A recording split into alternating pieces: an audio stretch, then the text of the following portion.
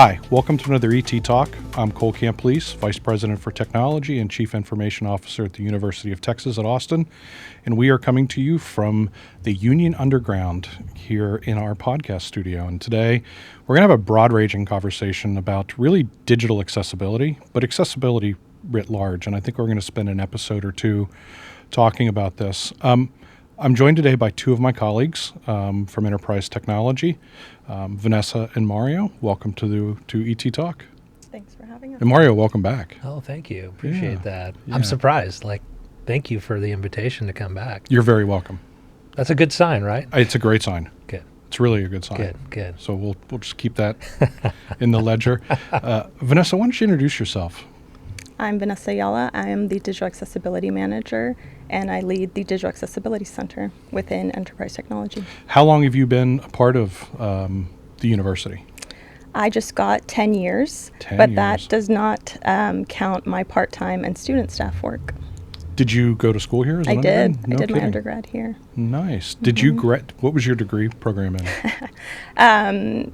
I went a little bit off the beaten path of my degree plan. I did studio art here. Interesting. But as I was entering college, I have a personal connection to the disability community, and I had some eyesight loss, and I started looking into what technologies could help me through my academics in college. And that research continued through my degree, and I got connected to the Disability Services Office, which was under another name, Disability and Access Now. Yeah.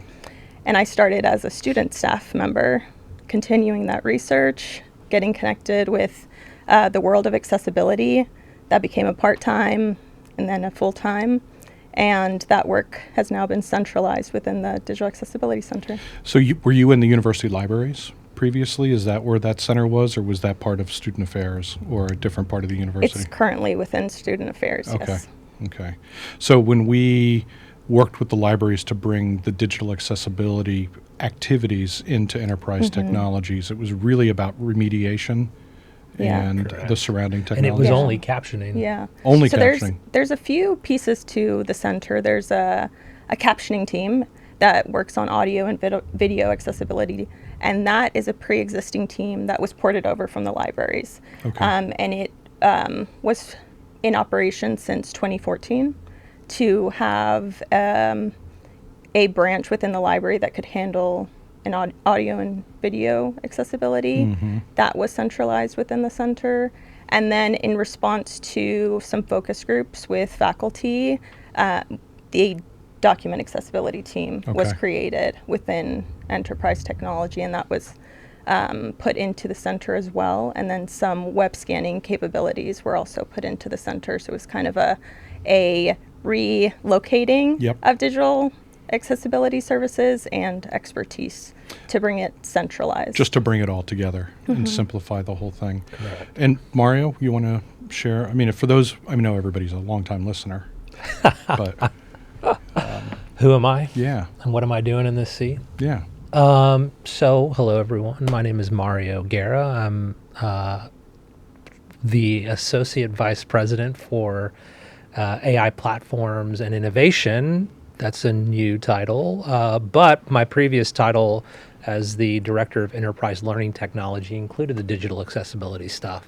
Yeah. So I really got involved. I was involved with the committee that formed the captioning team back in 2014. Okay. And the library was, at that point, the best central unit to offer that service. And it ran there successfully for several years. It wasn't until we started hearing from faculty about digital accessibility and the commitment from the provost office to fix that issue when I got involved with starting to convene the right folks and bring these services together, and in addition, adding more services to help with document remediation. That's great. And Vanessa, you and I were talking before we came in, and we were saying that everybody thinks just because the DOJ has announced this new, the new ruling, that digital accessibility is this new phenomenon to higher education. That is not the case. No. You mentioned working back when you were a student, and that passion carried you through into your employment. I remember back in, I think it was 2000, excuse me, 11 or 2012. And I had just become senior director for teaching and learning with technology at Penn State. And on my first day, we were actually sitting in a conference room at Apple Computer, and I got an email from legal counsel saying that we had just been sued by the National Federation for the Blind. And I went from understanding zero to having to engage in this insanely broad learning quest, if you will, about what all of this means. Could you just talk to us just for a minute around the idea of digital accessibility in general? Like, what does that mean? Is that just like websites, or like how do you think about that, given the massive amounts of digital material that exists? Yeah. So the ruling is relatively new in terms of digital accessibility. But if you think about how much of our lives is digital these days, I think it's a little bit funny to call our classes in person and then hybrid and remote, because there's really no class that is fully in person. True. Something is turned in online. There's a Canvas course.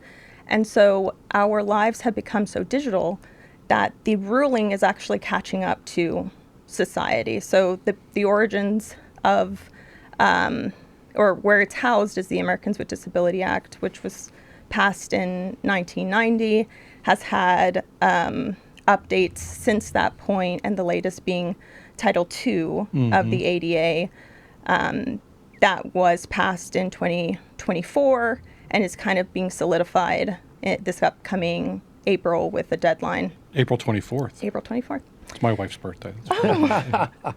So you got it locked in. I got it locked in. Yeah. And so the newest ruling, for one, kind of solidifies standards that we should follow. So it points to standards that have been long-standing by folks who have collaborated to create guidelines. To have a standard, it actually calls out the Web Content Accessibility Guidelines as the standard for web content.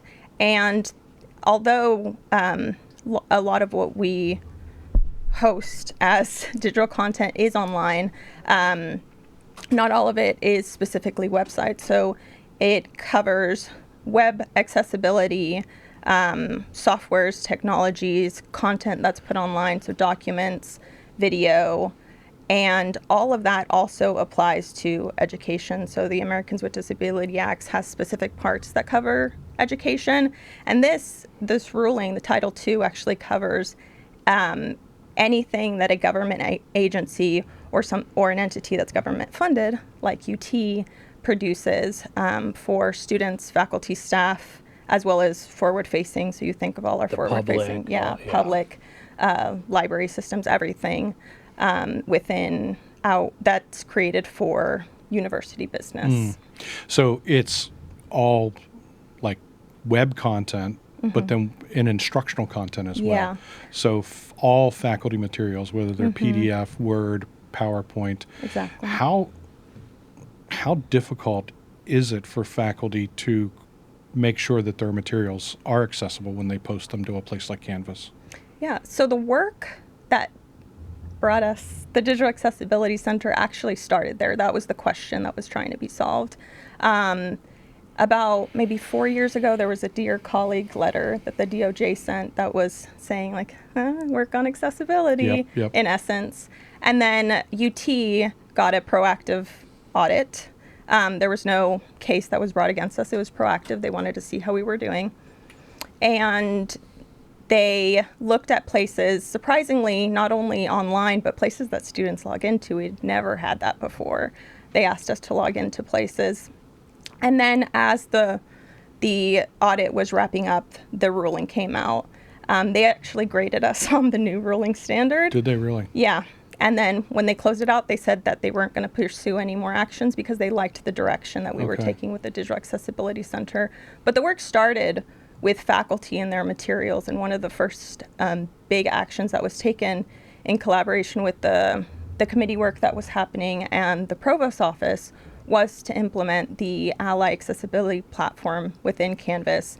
So any faculty can go in, left-hand navigation, see their Ally score, get a snapshot of how they're doing in their course. It will guide them through, okay, this PDF's in the red. It's Right. low on accessibility, and it'll guide them on how to fix it. And something that we were hearing from faculty is, well, how do we deal with PDFs?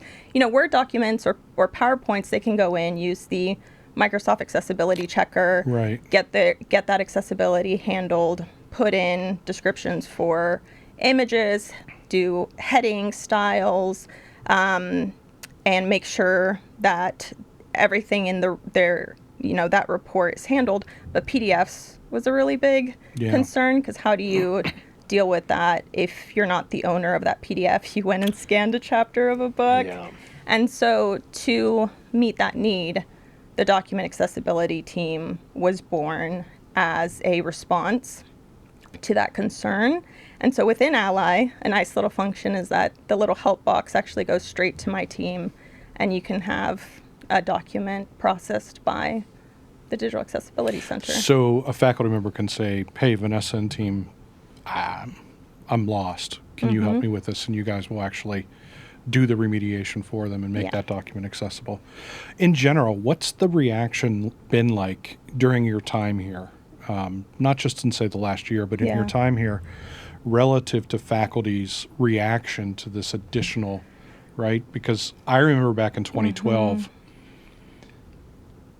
the almost both empathetic but visceral reaction many of the faculty had. They were empathetic that, yes, maybe one out of X number of students may have a distinct disability, but that's a lot of extra work, and I can share with you the one way that we overcame that is we asked one of our students in our Digital Accessibility Center, her name was Michelle, she was a blind student, she was a graduate student that worked for us.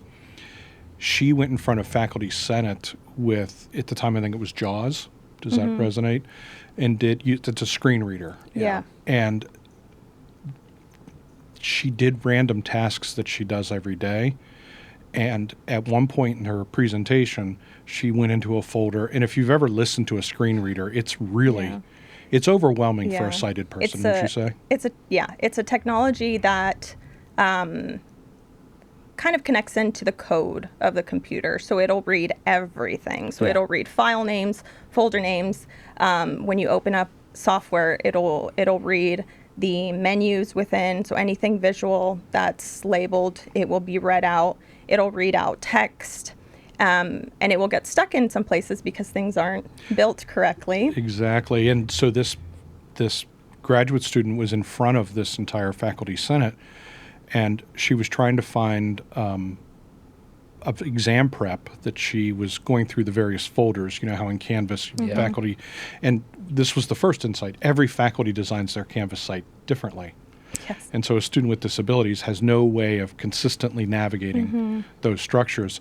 But she was in there and she kept looking for this exam prep, and it kept reading this obnoxious list of files. And she finally just said, I obviously can't do this because the professor moved it. Yeah.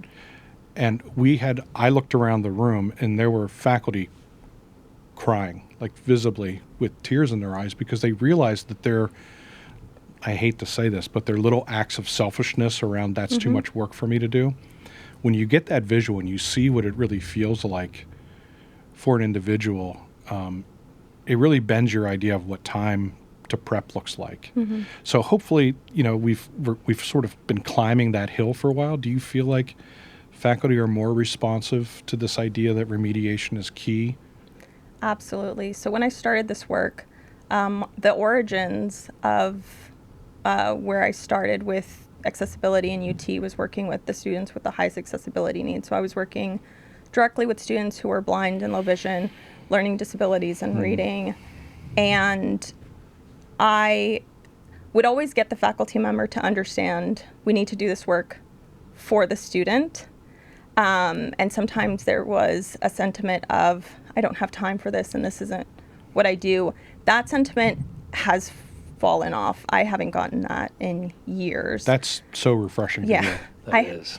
And it's along the way with the committee work, I think I've shared this sentiment that every step of the way I was so pleasantly surprised of the support that we had at the executive level, like-minded people in staff positions that just really cared about this, either personal connections to the disability community, or they had at some point gotten a reality check that it was really necessary to the institution of learning. Mm-hmm.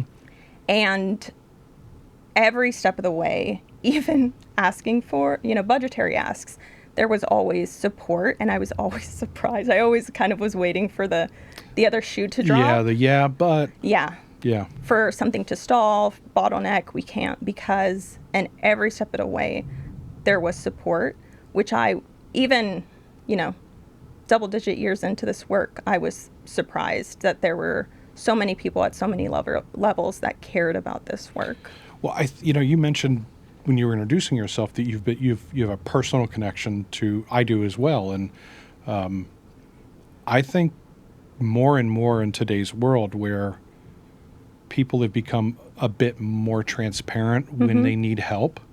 More and more people are starting to feel like they have close personal relationships with so many people that have a distinct disability of some sort, and that's everything, like you mentioned, from low vision to full blind. I mean, there are processing disorders that impact the ability to hear and translate that to dyslexia. My sister is dyslexic, and I mean, the amount of work that went into her getting through elementary, middle, high school, college, now a master's degree, working at a major university herself, it's an enormous burden on the student.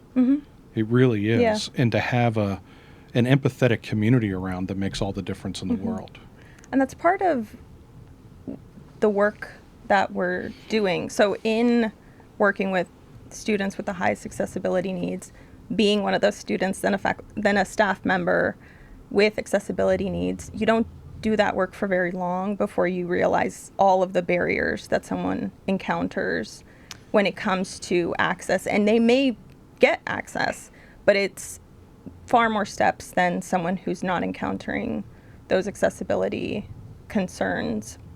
And so that's part of where this work started in the committee of how do we give faculty more tools? How do we give even students more tools for their own accessibility? And then how do we build infrastructure to where we're working more proactively as opposed to the reactive systems that education has put in place? And those are necessary. We need measures to address issues when they come up, because we're not going to reach perfection. Right.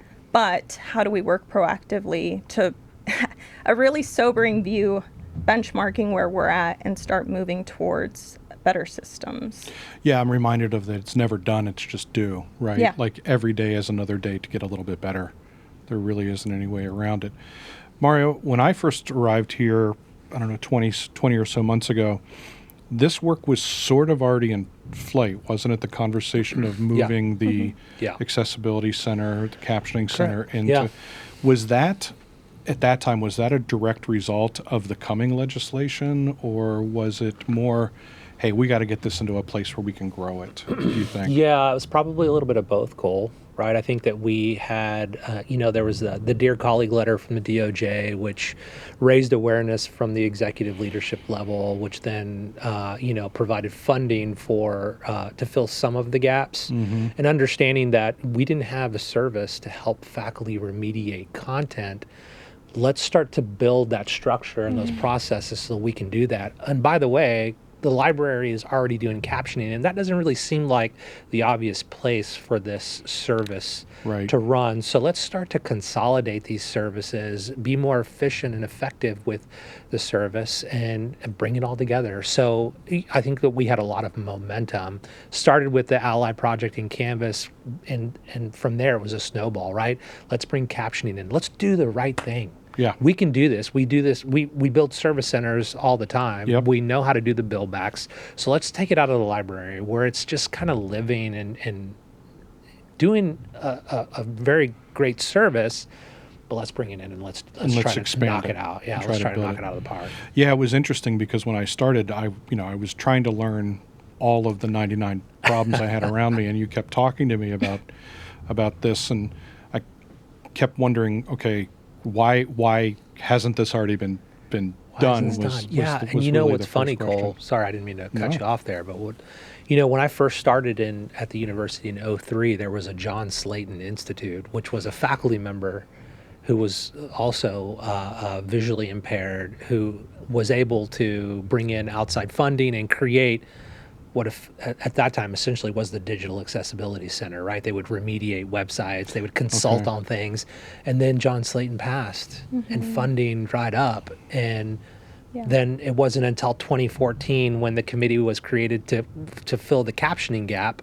That was the first sort of flag that went up to say we need captioning. Yeah. And was 2014 Assistance. about the time we had our first, what would you call it, a guideline? Was it? I don't know. No That's a policy. good question.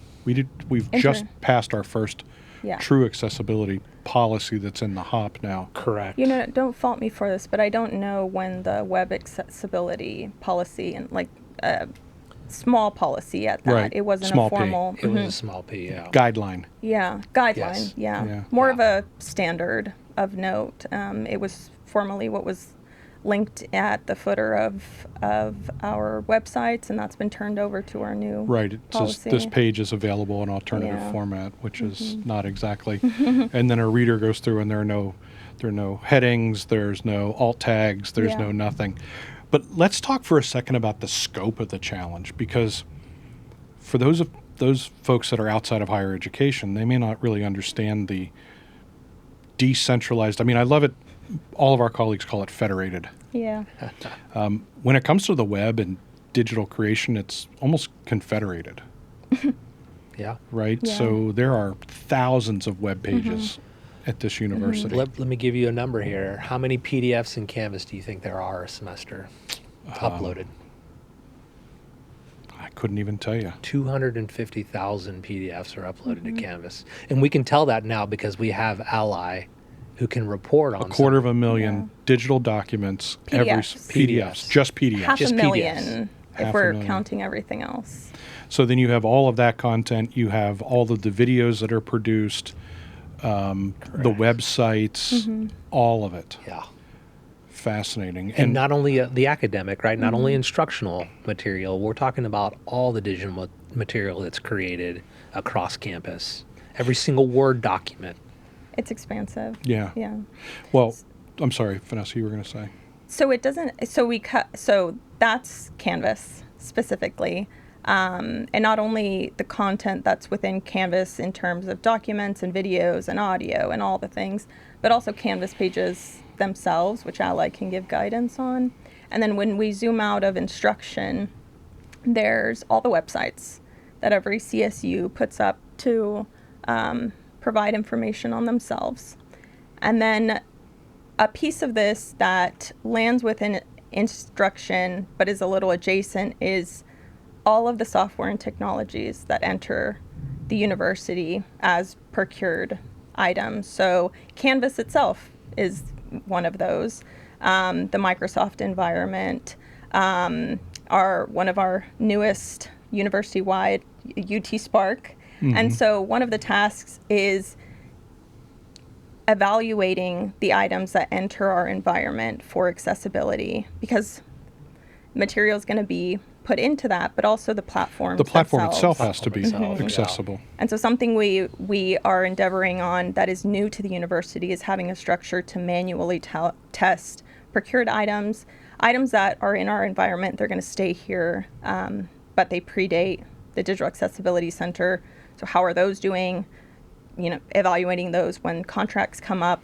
And the system that we want is something that we actually were able to accomplish with UT Spark, is when, as we're working with the company on getting that platform up and running for UT, we did 2 rounds of accessibility testing so that when it hits the computer screen of a student or faculty member or staff member, it's already accessible. Do you feel like this new DOJ ruling will help us from the vended side? So you're mentioning like we buy these platforms. So Workday is a huge platform, right? Obviously Canvas and the whole M365 environment. Some of the struggles we've experienced in the past, especially as a CIO, is you're making these big purchasing decisions, and the vendors themselves won't address their deficiencies. Yeah. How is that shaking out now? I think it depends sometimes on the size of the company you're working with. So the company we worked with for UT Spark implemented the accessibility. And But we sometimes- made it a requirement. Yeah, of and part of the implementing it. contract, so part of the contracting process, besides ISO, so security, how secure is the data, FERPA considerations, what the policy does is bring accessibility up to that level and say, as you're going through looking at procured items, softwares and technology, you also have to look at accessibility, because we are just as legally liable for FERPA and security as we are for accessibility. And in fact, it's at the civil rights level. People are Now, pretty surprised when they hear that the DOJ is the one who handles Yeah. accessibility, web accessibility, but it's because it's a civil rights act. Yeah, it really is, isn't it? I mean, equal access, equal opportunity to whatever asset you're Yeah. trying to get your hands on. And to go to your question, what universities, I'm a part of a few like intercollegiate groups, and what universities are hoping that this does is the responsibility lands on us as an institution. But if we can no longer, if we have the power to put this as a priority, and you can no longer say, well, we'll leave that for tomorrow, then we have to implement it when we procure softwares and technologies, and we have a responsibility to tell vendors this is important to us, so you have to do it on your side. And so it gives us a little more leverage to say that is a high priority for us, and we either accept it or we don't. And if we don't have the room to say that we don't accept that anymore, then it gives us the chance to push back and say that this is something that's core to our UT value system. I just want to say it's not only something that is important to us, it's also a federal requirement now. So having the stick associated with this work, Cole, has really helped build awareness and gives us leverage over vendors to make those necessary changes so that we are following the law, the rule of the law. Yeah, and it really does make me want to be able to track that space to see, because I'm really curious about, we've spent the last several episodes talking about AI, with the explosive pace with which they're releasing, how much emphasis are they putting on their interfaces, right, in the output. And then I also wonder, and this is something that I've talked to the folks at the Texas UT state system about, is could we minimize our, I would call it risk profile as it relates to our public websites, by reducing the amount of public web content and getting those pure facts of the university, as question answer, as opposed to just web sprawl. I'm curious, Vanessa, do you know how many websites we scan? Do you know the number?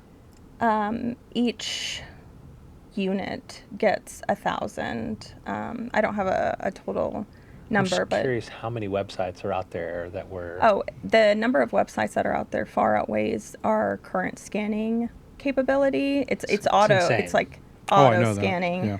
And that's because it's like we're at the tail end of a 3-year contract, but that's also work that we're doing to evaluate the tools that we're putting into the hands of faculty and staff so that they can have more information on how they're doing accessibility wise. So I think for the common person, this is an overwhelming conversation in almost every way. Like if you understand the volume and production of digital content, you know that, like I said, we're never done. It's just do. What are like 3 things that you would want every person who creates digital content to think about when they're taking something, creating it, and then publishing it? And I think people miss that. When you're putting stuff out, you're publishing it. Yeah. And with that come responsibilities. What would you tell me if I'm getting ready to post something online? What are the top 1 to 3 things I could be doing? better? I think for one, in terms of a mindset, I think it's really helpful with the overwhelm to realize that there's a like a plus one mentality. Have you heard of this? That No. if you do something for the better, if you do one thing for the better, and in this case for accessibility, if you address one thing for accessibility, you've done one thing for the better, and that's still progress. And I think in terms of, so maybe my number one thing would be the mindset of working towards accessibility is always going to be a ongoing effort. And it's part of all of our jobs. And it's part of all of our jobs. Yeah. And it's each member of the university's responsibility to keep it in mind. So the mindset there of like working towards accessibility is not only, it's an ongoing task. So working towards it is going to be a university-wide project. It's part of each person's job responsibility. But I also think that there are a lot of ways that people can work into their current workflow. So if you're producing something in the Microsoft environment, there is the accessibility checker that guides you through. In Canvas, there's the Ally tool. For web developers, we have the scanning service that can be requested. So there are a lot of tools that are currently available that can help guide. And then also when there are those gaps in knowledge or a bit of a question mark on direction, part of what we're doing to meet the federal deadline is creating infrastructure. That was Right. That was the main goal for the Digital Accessibility Center. And I think, to me, that's the main goal of the Title II ruling in and of itself. It's not enough to have accessibility on the back burner. We need to create infrastructure around it. And so going past that deadline, the expectation is that there's infrastructure in place to support the creation of anything digital. And so we've housed that within the Digital Accessibility Center. So I guess my third point, I'm a little fast and loose with these, Let's go. for my third point would be looking for help in the places that are offering it. So the Digital Accessibility Center, and it's a coordinated effort. Sometimes it's going to be checking with the State Department that runs this initiative, working with other entities within enterprise technology, or coordinating with different campus partners that have a better fit with certain aspects of accessibility. So it's really a coordinated effort, not only in terms of responsibility, but also as an initiative. So we have all these tools, all these services, all of this access availability. How do you find this stuff? So we have a Digital Accessibility Center website. We also have the policy that is within Please don't give us the URL. the handbook of We don't want anyone to policies. know. And then there's a companion page for the policy that breaks down. Feel free to read the policy. It's more of dense language, but there's also a companion page, which is housed within compliance because it was actually co-authored, and it gives a lot of information about the policy. It directs here and there because the policy is more expansive than any other accessibility policy than we've had before. It covers so many areas that we have a companion page that kind of breaks Okay. it down into the different areas, content and procured and all. And if you're all a that member of jazz. the UT community, you can find that at the official handbook of policies, Mm-hmm. top 3-3014. Yes. Wow, look at you. Yeah, look at me. I have Dang. notes in front of me. That would have been really cool. What is the URL of the accessibility website? It's See, I caught you, didn't I? yeah, you did. Just go to tech.utexas.edu. You Tech.utexas. tech.utexas /DAC. There you go. Look at that. We Yeah. should get that as a sticker. Yeah. We should. You love your stickers, As a Cole. kid. I'm QR a QR code, sticker, all the things. Any parting thoughts, Vanessa or Mario, on where we've been, where we're headed, what you see in this moment? Anything that comes to mind around just a reaction to the way the university is approaching this? Yeah. Well, I think there's kind of a sentiment that this is new, and I think that's a misconception. So the policy, the internal policy, as well as the DAC, is really a culmination of a lot of work that's been done for a long time, and formalizing that work into specific, a specific policy that went across the president's desk, signed into policy, and then the Digital Accessibility Center bringing together a lot of elements that were in different places, Yeah. and centralizing it, and also funding it centrally, which is Yeah. unusual for the university, and I think speaks to how important this work is seen as. So I think that's a parting thought, that this work has been done for a long time by people who really care, Yeah. and it's now being formalized in the form of a policy and a center. That's super exciting to me, that when you go from like a group of humans doing the right thing, and of course there's self-preservation in doing the right thing because administration sees what's going on at other institutions, but I was really pleased when I got here and there was such a support, especially from the provost's office. Yeah. Yeah. And what I really appreciated was it wasn't we want to own it. It was somebody has to own it, and where should it go so it can be most effective to the members of the community. And I think that's, We raised our hand. yeah, and that's a win for the university. Yeah. A lot of these services go unnoticed on campus because people don't know where to go and find them.